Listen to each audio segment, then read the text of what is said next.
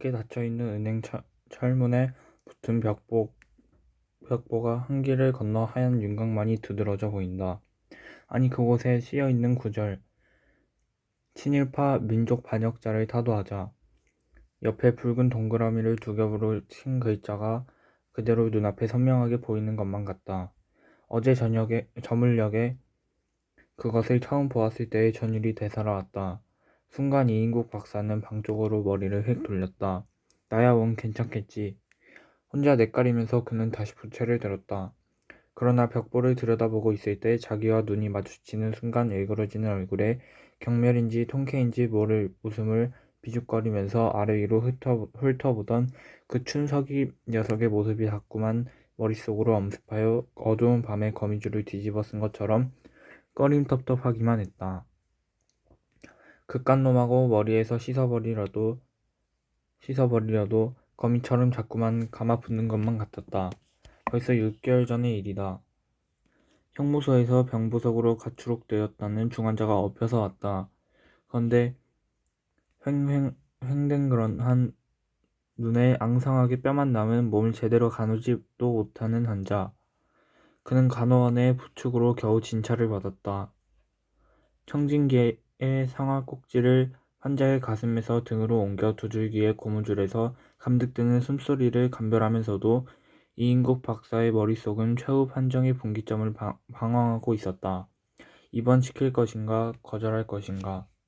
환자의 몰골이나 업고 온 사람의 옷매무새로 보아 경제 정도는 뻔한 일이라 생각되었다. 그러나 그것보다도 더 마음에 캥기는 것이 있었다.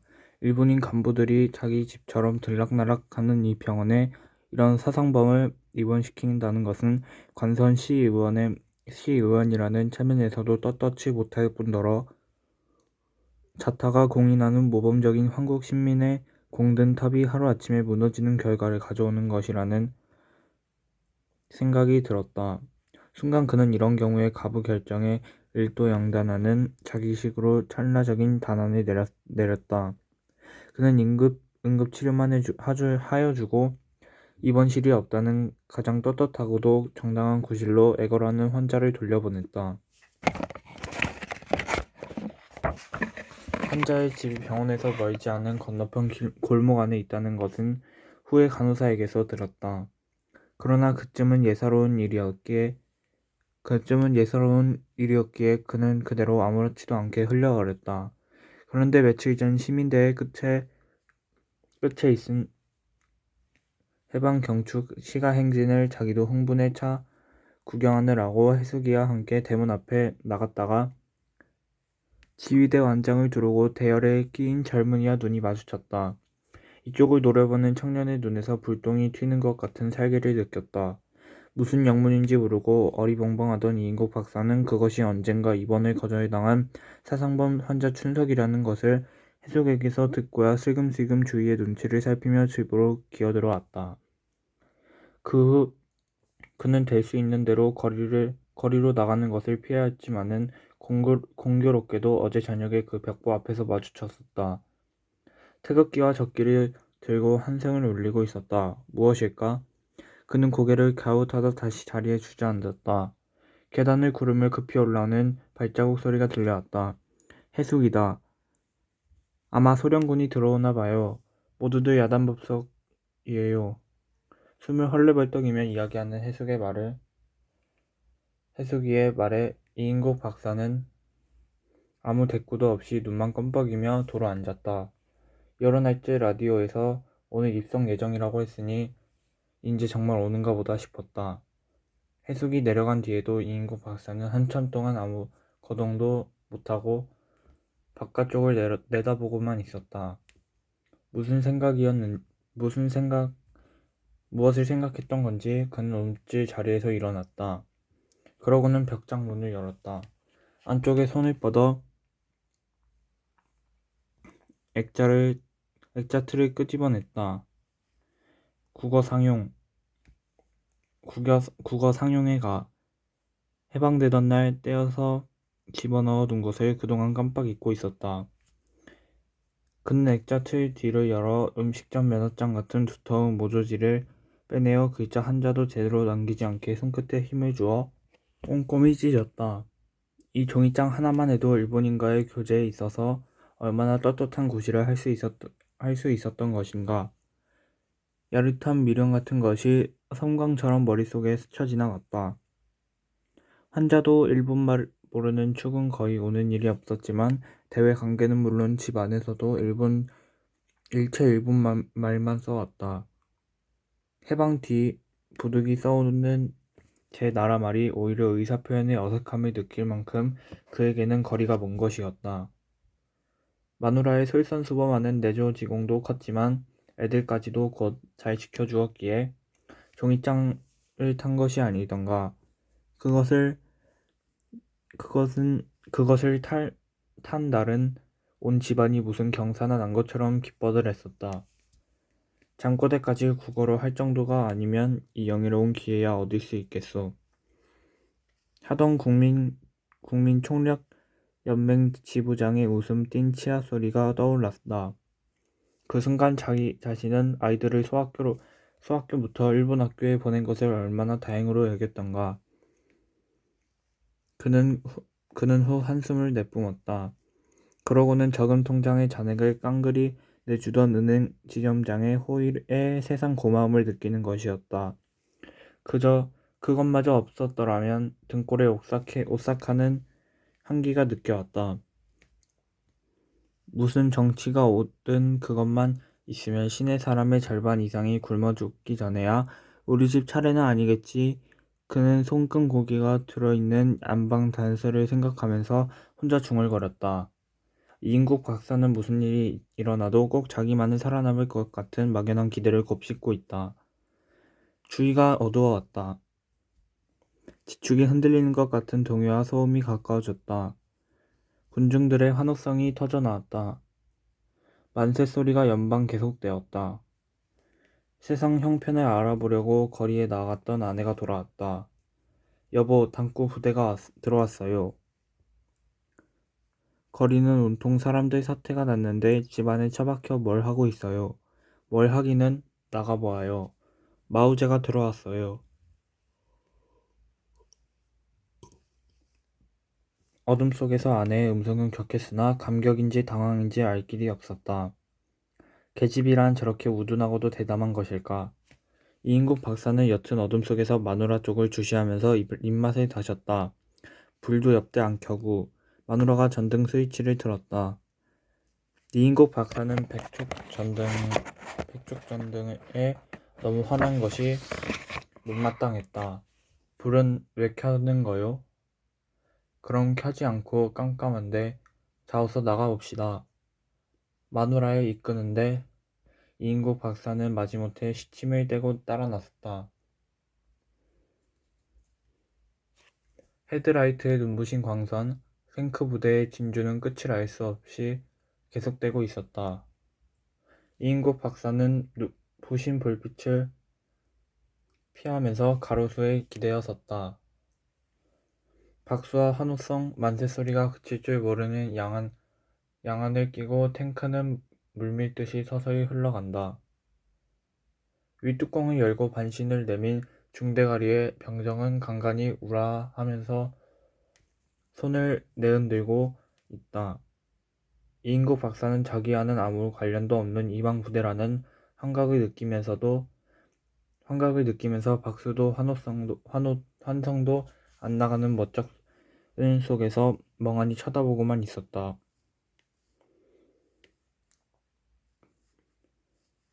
그는 자기의 거동을 주시하지나 않나 해서 주위를 두리번거렸다.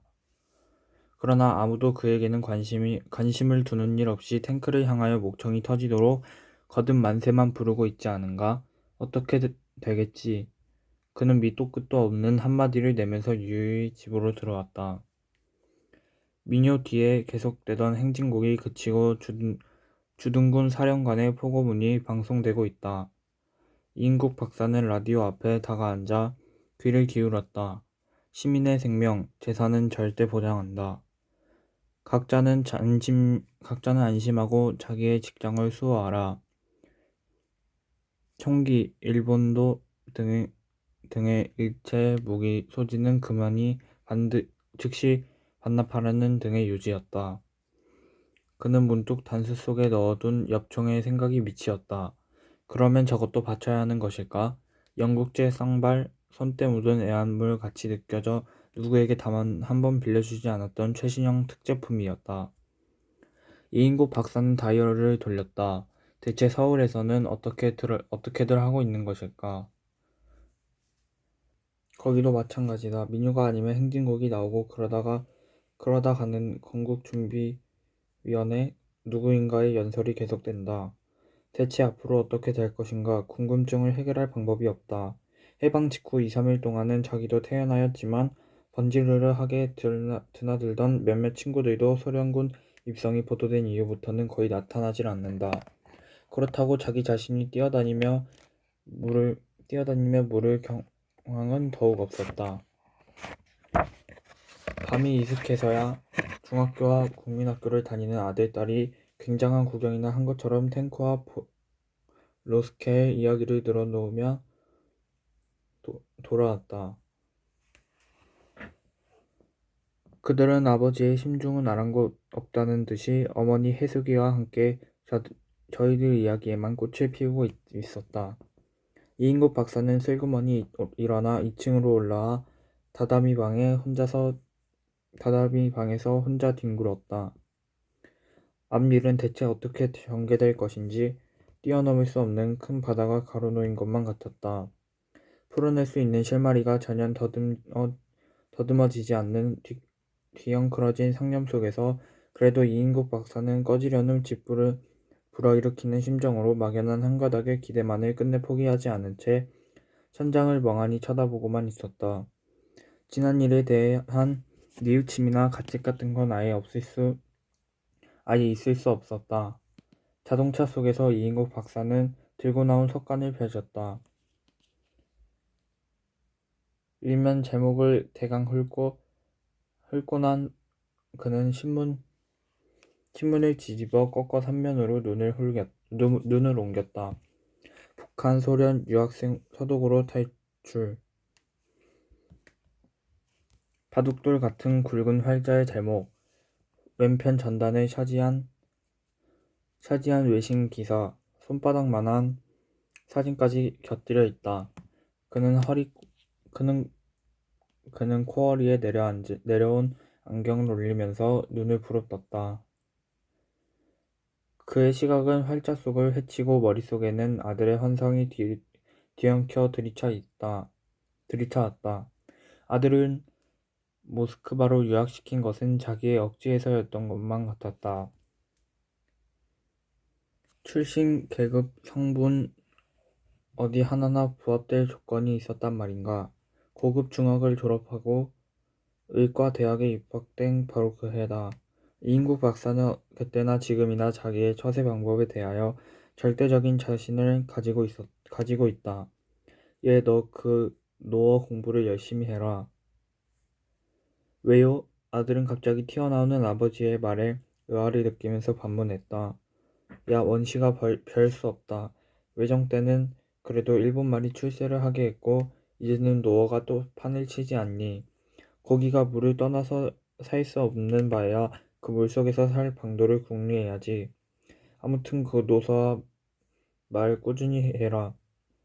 아들은 아버지의 말에 새삼스러이 자극을 받는 것 같진 않았다. 내 나이로도 인제 이만큼 뜨내기 회화쯤은 할 수 있는데. 새파란 너희 나세로야 그걸 못하겠니?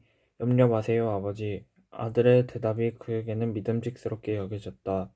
이인국 박사는 심각한 표정으로 말을 이었다. 어디 코 큰 놈이라고 별것 있겠니? 말잘해서 진정이 통하기만 하면 그것들도 다 그렇지. 이인국 박사는 끝내 스탠코프 소자의 배경으로 요직에 있는 당 간부의 추천을 받아 아들의 소련 유학을 결정짓고야 말았다. 여보, 보통으로 삽시다. 거저 표 나지 않게 사는 것이 이런 세상에선 가장 편할 것 같아요. 이제 겨우 죽을 고비를 면했는데 또 쟤까지 그 높이 드는 복판을 휘몰아 넣으면 어쩌려고요. 가만히 있어요. 호랑이도 굴에 가야 잡는 법이요. 무슨 세상이 되던 할 대로 해봅시다. 그래도 저 어린 것을 어떻게 노서까지 보낸단 말이요. 아니 중학교 애들도 가지 못해 골들을 싸매는데 대학생이 못가 견딜라고. 그래도 어디 앞일을 알겠소? 괜한 소리. 제가 소련 바람을 쏘이고 와야 내게 허튼 소리 하는 놈들도 찍소리를 못할 거요. 어디 보란 듯이 다시 한번 살아봅시다. 아들의 출발을 앞두고 걱정하는 마누라를 우격다짐으로 무마시키고 그는 아들의 유학을 관철하였다. 혁명 유가족도 가기 힘든 구멍을 친일파 이인국의 아들이 뚫었으니 어디 두고 보자. 그는 만장의 기염을 토하며 혼자 중얼거리고는 희망에 찬 미소를 풍겼다. 그 다음 해에 사변이 터졌다. 잘 있노라는 서신이 계속하여 왔지만 동란 후 후퇴할 때까지 소식은 두절된 대로였다. 마누라의 죽음은 외아들을 사지로 보낸 것 같은 소심해도 그 원인이 있었다고 그는 생각하고 있다. 이인국 박사는 신문 닫히키리 속에 채워진 글자를 하나도 빼지 않고 다 훑어내려갔다. 그러나 아들의 이름에 연관되는 사연은 한마디도 없었다. 이 자식은 무얼 꾸물꾸물 하느라고 이런 축에도 끼지 못한다. 사태를 판별하고 임기응변에 선수를 쓸 줄 알아야지. 멍추같이. 그는 신문을 포기하여 되는 대로 말아지었다. 개천에선 욕마가 난다는데 이건 제 애비만도 못한 자식이야. 그는 혀를 찍찍 갈겼다. 어쩌면 가족이 월남한 것조차 모르고 주저하고 있는 것이나 아닐까. 아니 이제는 그쪽에도 소식이 가서 제게도 무언중에 압력이 퍼져 갈 터인데 역시 고지식한 놈이 아무래도 모자라. 그는 자동차에서 내리자 건 가르침을 뱉었다. 독트르리, 내가 책임지고 보장하겠소. 우리 아들을 조국 소련에 유학시키시오. 스탠코프의 목소리가 고막에 와부딪히는 것만 같았다. 자위대가 치안대로 바뀐 다음 날 이인국 박사는 치안대에 연행되었다. 시멘트 바닥에 무릎을 꿇고 앉은 그는 입술이 파랗게 질려 있었다. 하반신이 저려오고 옆구리가 다 쑤신다. 이것만으로도 자기의 생애를 통한 가장 큰 고역이라고 그는 생각하고 있다. 그러나 그것보다는 앞으로 닥쳐올 얘기할 수 없는 사태가 공포 속에 그를 휘몰았다. 지나오는 구둣발 소리와 목덜미에 퍼부어지는 욕설을 들으면서 꺾이듯이 축 늘어진 그의 머리는 들릴 줄을 몰랐다. 시간만이 흘러가고 있었다. 그의 머릿속에는 짓눌렸던 생각들이 하나씩 꼬리를 치켜들기 시작했다. 이럴 줄 알았더라면 어디든 가숨거나 진작 나무로라도 도피했을걸. 그러나 이 판에 나를 감싸줄 사람이 어디 있담. 의지할 만한 곳은 다 나와 같은 코스를 밟았거나 조만간에 밟을 사람들이 아닌가. 일본인. 가장 믿었던 성벽이 다 무너지고 난 지금 누구를. 그래도 어떻게 되겠지. 이 막연한 기대는 절박한 이 순간에도 그에게서 완전히 떠나버리지는 않았다. 다행이다. 인민재판의 척후에 걸리지 않는 것만 해도 끌려간 사람들의 행방은 전혀 알 길이 없다. 즉결 처형을 당하였다는 소문도 떠돈다. 사흘의 여유만 더 있더라면 나는 이미 이곳을 떴을는지도 모른다. 다 운명이다. 아니 그래도 무슨 수가 있겠지. 쪽발이 끈 앞을. 야 이 새끼야. 고함 소리에 놀라 이인국 박사는 흠칫 머리를 들었다. 때도 묻지 않은 일본 병사 군복에 완장을 찬 젊은이가 쏘아보고 있었다. 춘석이다. 이인국 박사는 다시 쳐다볼 힘도 없었다. 모든 사태는 짐작되었다. 이제 죽는구나. 외놈의 밑밭이. 일본 군용화가 그의 옆구리를 들이찬다. 어디 죽어봐라. 구둣발은 앞뒤를 가리지 않고 전신을 내지른다. 등골 척수에 다급한 충격을 받자 이인국 박사는 비명을 지르며 고꾸라졌다.